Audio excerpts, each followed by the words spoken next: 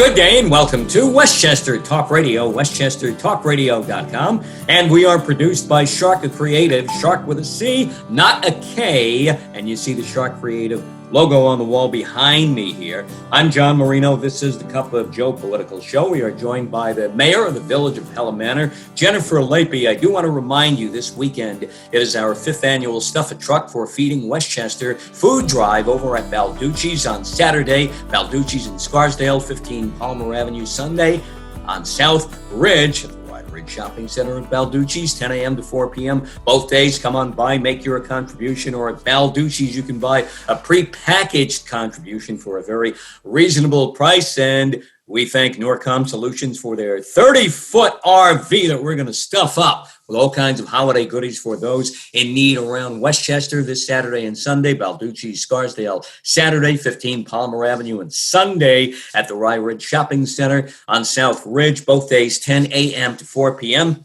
We thank all of our partners involved with what we are doing for the holidays with our Stuff a Truck event from Westchester Talk Radio, Balducci's, of course, Entergy, the Indian Point Energy Center, Hightower, Westchester, Robeson Oil, MSM Designs, ENT, and Allergy Associates, and Norcom Solutions. We thank you one and all again. We here at Westchester Talk Radio, Cup of Joe political show, made possible by Entergy, the Indian Point Energy Center, supporting our communities through April of 2021. Lapolis Electric, don't be left in the dark. You get Lapolis and Hightower, Westchester, managing your wealth to a fiduciary standard. Jennifer Lapey, the mayor of the village of Pelham Manor. Jennifer, thank you for joining us again here on Westchester Talk Radio. Now, I know last time we spoke, you indicated that the COVID pandemic did not hit Pelham Manor as hard as it has other areas. Is that still the case as we move towards the end of 2020 now? You know, we are experiencing, John, a slight uptick. We're trying to manage this. We reiterate at the outset of our board meetings and through our social media and other platforms, we really have to remain mindful about the guidance, washing hands, staying 6 feet apart, wearing masks, particularly as we're now in the flu season. Windows are closed, people are in closer proximity to each other. So we have about 12 to 13 people on our list currently. There has been a bit of a glitch in the numbers from the state getting to the county and then down to the localities. George Latimer's office, the county executive's office, is working on that. We think we have updated numbers now. They are concerning. They're not alarming yet. So we try to remind people, just continue to use best practices following CDC and New York State Department of Health guidance. Do you think we're beginning to slip up a bit on those practices? You talk about the 6-foot distancing, and I can see more and more places I go when I'm outside, and I think at times I'm a little guilty of that myself, where you get a little too close to somebody, and somebody had to say to me recently somewhere, 6 feet apart, don't forget, and that was a good reminder. You know, I'm a mom. I sound like a broken record often. It doesn't bother me. I don't think it's the worst thing in the world to reiterate to people. Some people just forget, or they get a little closer than they think they are, to your point with respect to your story. The masks, particularly during the holiday season, I think are going to be key. Wearing them indoors and as you get to your car in a parking lot is going to be a critical step. And listen, it seems to be good news on the vaccine front. So I think if we can just hang on and continue to keep our wits about us, but we can't let up. We have to remain vigilant. If this really turns into a second outbreak overall, and there is an uptick, as you mentioned, in Westchester right now, is there anything from lessons learned since day one dealing with this pandemic that can be rolled over into dealing with a second wave if that happens? Well, it's been a challenge. You know, we have first responders. We have a police department. At the height of COVID, it was very frightening. In addition to any law enforcement challenges that, our officers might encounter, there are health challenges. Oftentimes people who are apprehended aren't wearing a mask. So I'm hopeful that we don't go down that road again with high numbers. But what we've learned is we've got to be hyper vigilant and get our message out. And we do that through our Facebook page, through our website, through programs such as yours. We try to be transparent and disseminate the information as effectively and as clearly as we can. Mm-hmm. Now, if someone is seen in Pelham Manor not wearing a mask, what happens? Let's say by a police official, by an EMT, by somebody from the fire department, by somebody from your office. What happens? The first time is what we call a gentle reminder or a soft warning. Under the governor's order, right? Exactly, a nudge. Under the governor's order, the local police departments are charged with enforcement. We don't like to be heavy-handed, although we do expect people to comply with the order language and good health and safety practices. So we do remind people. Sometimes, as you said, you just need a gentle reminder, and then you pull your mask up or you step back from someone. So that's our practice, gentle reminders on village property when we see people not in compliance. Mm-hmm. As the second half of 2020 has moved on, have you seen any negative effects upon the budget of Pelham Manor or how things operate within the village? We've been pleasantly surprised. Our sales tax numbers have remained strong. We were expecting to take a greater hit there. We just received our audited financials. They are strong. We as a community, the village of Pelham Manor, do not carry debt. We're very proud of that. We are a debt-free community, and it looks like we're going to continue with that tradition of fiscal responsibility. Mm-hmm. And that's obviously a big feather in the cap for your mayoralty in Pelham Manor. And as you go along through the rest of 2020 and into 2021, how have you been able to keep the sales tax rolling in? What's been the key where in other places it's fallen apart? And I know Pelham Manor is a pretty affluent area, but that's, this has affected everybody. We have a lot of food establishment places that have morphed their offerings and rejiggered how they make things available, whether it's Panera or Chipotle. And the stores down in our business district have done a great job with social distancing. So people still have a need to get goods and to purchase things. And I think they've done it in a compliant fashion. And we've been fortunate that we have not experienced a dramatic drop off. I mean, these are not luxury items, so to speak. So they're things that you need and I need for daily existence. And we've been thankful that the numbers have remained constant. What's the key to not carrying debt? Because there is a lesson to be learned here from Pelham Manor. The key is prioritizing and discipline. We've had projects that we've wanted to do and we plan them. I do credit our village manager. He's been with us several decades, very experienced. He came to us from Mount Kisco as a village manager, and he has a master's in public administration. He really does a tremendous job of forecasting and figuring out the big ticket items that we need and larger initiatives. And we plan and we budget for it, so we're not caught holding the bag in an emergency situation with a big ticket item. Mm-hmm. Not to criticize anyone else anywhere, but it sounds pretty simple, right? Does it come down to running government the way you would run your own household? Is that what I think it does. Miss? Yeah. I have children, they're 17 and 20, and they've gotten credit cards recently. My husband and I had to have a lecture with them about, what it means to carry credit card debt and the interest charged. And, there are many, it's not to say that it's a bad thing, but we prefer a more fiscally disciplined approach in Pelham Manor, and it's worked well for us. And one of the things that we've been thankful for is that we've been able to continue the tradition of not passing on debt service to future generations. Mm-hmm. Now, as we head towards 2021, we keep bringing up that point because it is the end of the year. And like you said, Pelham Manor was not hit as hard, seemingly, as other places have been by the pandemic. As we head to the new year, and you talked about how fiscally you break things down in Pelham Manor, what is the goal, the game plan for the new year budgetarily? Well, the village manager that I just referenced, John Pierpont, likes to say, we have a budget season, but the budget really happens all year long. You have to make adjustments even within allocated areas.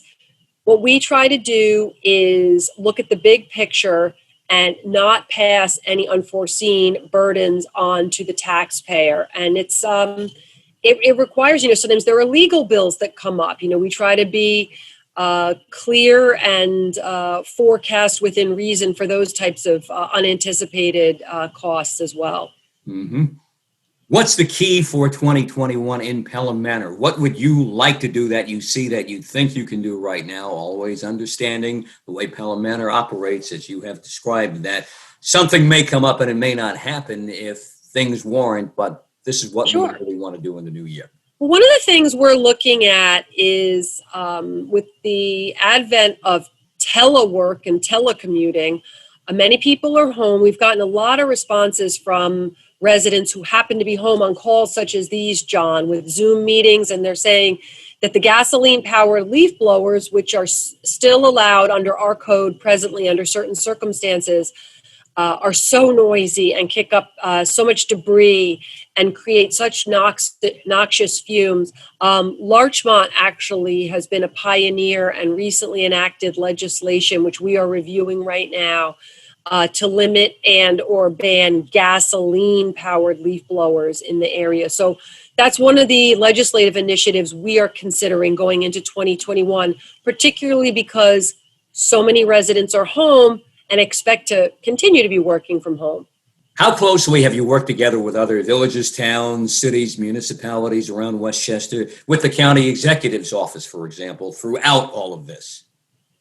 We work closely with all municipalities and especially the county on a wealth of issues. We enter into, I don't think, any fewer than 10 intermunicipal agreements a year for whether it's sharing costs for goods.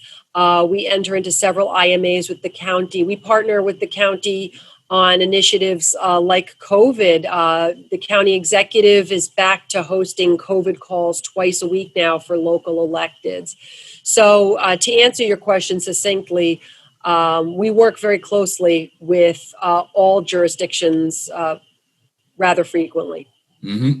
If you're at liberty to discuss this as much as you can, what is talked about in these COVID conversations? Oh, sure. They're not, certain times people pop on and off. They have a maximum amount of people who can join from any given municipality just for volume and numbers. They talk about the latest trends, information from the state, because the county gets the latest numbers from whether it's the governor's office or the Westchester receives the latest from the New York State Department of Health. The county has really been a conduit to us for the most current data from the state.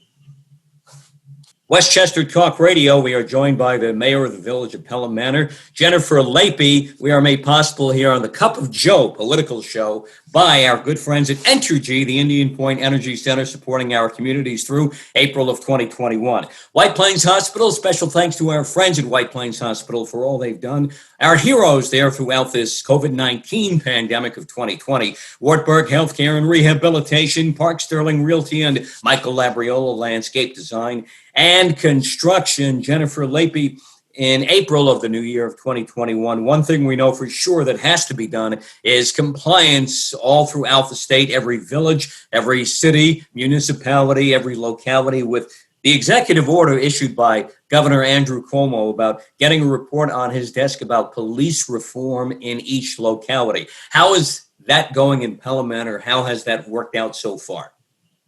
Well, we've done a tremendous amount of work thus far with respect to the order, and I credit first and foremost our chief of police, Jeff Carpenter, who assumed the position in 2015 and really was ahead of this order language in theory.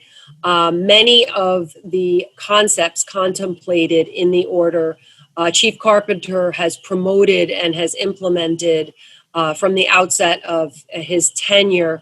What do I mean by that? Communication, transparency, advanced training.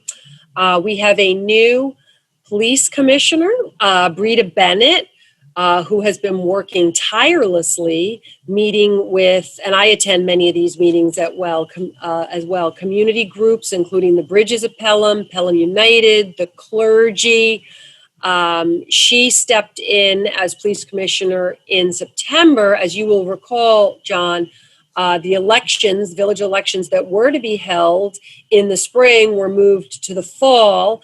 And so Dr. Louis Annunziata, whom you know, who was our deputy mayor and also served as our police commissioner, started us through, shepherded the process through as police commissioner through till September, and then Trustee Bennett took over. So they work very well together. There was a seamless transition, and I'm pleased to report that the stakeholder working group, a group of citizens, stakeholders who are working directly with the police chief and the village manager and the police commissioner, Trustee Bennett, met last night. So she will give an update at our next board meeting, I'm sure, on that.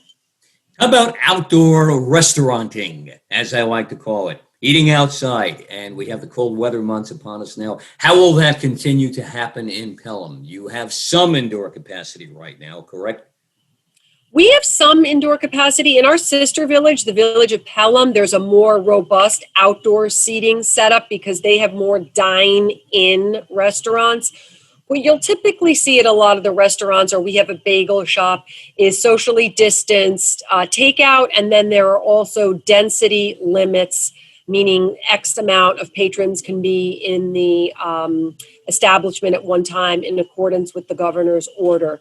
So, listen, it's going to be a challenge for restaurants all over Westchester as the weather changes. I think the proprietors thus far deserve a tremendous amount of credit for retooling and adjusting their approaches and their offerings to make patrons and customers feel safe and comfortable and comply with the requirements from the state.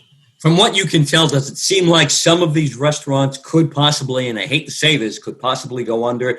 Yeah, we've hung on in Pelham Manor. The business operators and the proprietors would be better positioned to speak on that. But as I said earlier in the program, the nature of most of the restaurant offerings in Pelham Manor is more what we would call like a fast casual or a deli to go. So they've been able to hang on balance. And listen, it's been a challenge. There's no doubt. I speak to a gentleman who owns a pizza parlor. It's been hard. However, I still believe in ingenuity and, the spirit that has defined this country and certainly our county and this village. And I have no doubt that if there's any way to make it work, they will. Now, I know you're good with numbers. You know numbers inside and out. This could be a personal analysis on your point, or it could be on your part, but it could be also something you've seen along the way too. Is it easier, I think in my mind, you bring up an interesting point. Is it easier for a smaller operation like a bagel shop or a pizzeria to stay in business or to survive in a situation like this than a bigger sit-down, dine-in restaurant? I don't really have exact expertise in it, but I have noticed, for example, in one of the smaller deli type establishments, I know they had to let one person go and the owner just took on more of the responsibility. I would think it would stand to reason that at a smaller shop, you can make modest adjustments more easily than with a more large scale bureaucratic establishment. But I think they all deserve credit. We have a large grocery store in Pelham Manor, and they've made some phenomenal adjustments, and we're very thankful to them as well. Anything special going on in Pelham Manor for the holidays? Oh, we're decorating four corners, and we have a wide variety of lights. I think they should be completed by end of business today, and we're just trying to remain positive. It's been a long road for a lot of people. We are mindful of the fact that this year has taken a toll. There's a mental health consequence to all of the restrictions, and being in the house and being with loved ones and extended family can be such a wonderful experience, but it can also limit, personal time, and, people are stressed and people don't come to the meetings as much. We have limitations now, John, on how many people we can have in our meeting room. So we're hopeful that in 2021, we turn a corner and we can get back to business as usual. Now, how can anyone get in touch with you? All of your contact info or the Village of Pelham Manor, any office that they need to speak to. You talked about the Facebook page. Give us your Facebook, any pertinent phone numbers, websites, etc. Emails. Sure. Our Facebook page, you can like us on Facebook. It's Village of Pelham Manor, New York. It's on Facebook. We are very proud in the Village of Pelham Manor. We still have someone answering the phone, 738-8820. If you call between the hours of 8:30 and 4:30, you're going to get someone who says, good morning or good afternoon, Village of Pelham Manor. How may I help you? We have a website, www.pelhammanor.org, all one word, www.pelhammanor.org. And we do have a modest Twitter presence. We don't always get to that. And there's one other nifty communication technique that the police department has, which is the Nixle, Nixle text notification system. If you text 10803 to 888-777. I'm sorry, you text 10803 to 888-777. And those instructions are on our website and on our Facebook page. You will get the police department updates. Yeah, Nixle is a very handy addition to what goes on now with email and social media. It's really great because something like a closure on the hutch or something that's unforeseen that we get, split-second notification from the state on, we can blast that out really quickly. That's what it's used for, yes, without a doubt. Yes. And my other media ventures, I use Nixle, and police departments around the tri-state area more and more are picking up on it and use it. It's a great tool to be able to have and to utilize. Now, Jennifer Lapey, the mayor of the Village of Pelham Manor, I know you got to get back to work. I know we call upon you from time to time again and again, and we thank you for that, and thank you for all you've done with us here in 2020. Look forward to talking with you again in 2021. All the best to you and yours. Happy holidays. Thanks. Happy holidays and Merry Christmas, John. All right. Thank you, Jennifer Lapey here at Westchester Talk Radio, Cup of Joe Political Show. WestchesterTalkRadio.com, brought to you, produced by Sharc Creative, and made possible by Entergy, the Indian Point Energy Center, supporting our communities through April of 2021. Lipolis Electric, don't be left in the dark. Get Lipolis, Hightower, Westchester, managing your wealth to a fiduciary standard. White Plains Hospital, Wartburg Healthcare and Rehabilitation, Park Sterling Realty, and Michael Abriola Landscape Design and Construction. We thank you one and all. See you Saturday and Sunday. A reminder to catch all of our Westchester, Fairfield County, Putnam, and Dutchess Talk Radio programming on our YouTube channel, Sharc Creative YouTube, and a reminder to join us this Saturday and Sunday at Balducci's in Scarsdale, Saturday, 15 Palmer Avenue, Sunday, Rye Ridge Shopping Center in Rye Brook. Both days, 10 a.m. to 4 p.m. And bring your food contribution by for our 5th annual Stuff a Truck for Feeding Westchester food drive to help the hungry in our area throughout this holiday season. Now, if you don't want to bring your own food contribution, Balducci's makes it simple for you. You can go into Balducci's, check out their elegant, exquisite fare like I love to do every year, and come back to shop on my own during the year. And at Balducci's, they pre-package food packages for you. Nice big contribution, variety of different food items they put together is very reasonably priced. You can buy it and drop it into our 30-foot RV provided by Norcom Solutions, one of our partners this year in making this food drive possible. We thank all of our partners this year, Balducci's, of course, Entergy, the Indian Point Energy Center, Hightower, Westchester, also too, Robeson Oil, MSM Designs, ENT and Allergy Associates, and of course, Norcom Solutions. We thank you again, one and all. See you Saturday at Balducci, Scarsdale, 15 Palmer Avenue, and or Sunday, come both days if you like, and over at the Rye Ridge Shopping Center on Sunday, both days 10 a.m. to 4 p.m. Feeding Westchester, our 5th annual Stuff a Truck food drive from Westchester Talk Radio. We thank you for all you do for Westchester throughout the holiday season and throughout the year. And we thank you for all you do for us, all of your support for Westchester, Fairfield County, Putnam, and Dutchess Talk Radio. Again, catch all of our programming on our YouTube channel, Sharc Creative YouTube.